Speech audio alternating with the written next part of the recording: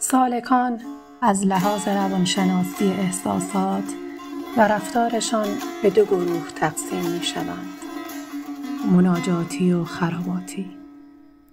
مناجاتیان بیشتر درگیر خوفند و خراباتیان هم آغوش رجا. مناجاتیان اهل خلوت و مناجات و راز و نیاز نهانی اند، اما خراباتیان کار عشق را به کوچه و بازار کشیده، غرق در شور و غوغا و عربده های مستانه اند. مناجاتیان پا را از گلیم زهد و آداب درازتر نمی کنند. خراباتیان مانند خورشید عور و عریانند.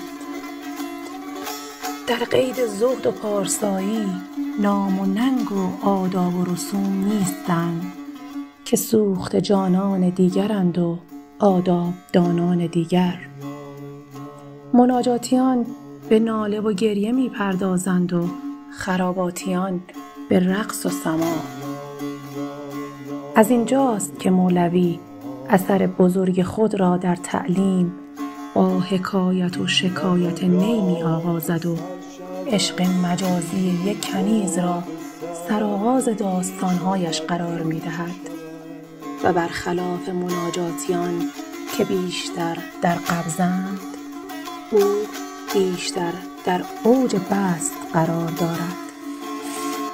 بی همگان به سر شود، بی تو به سر نمی شود.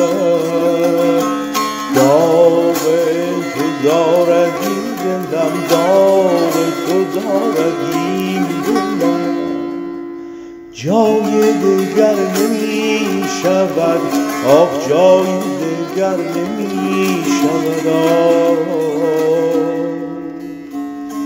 بی همگان به سر شود.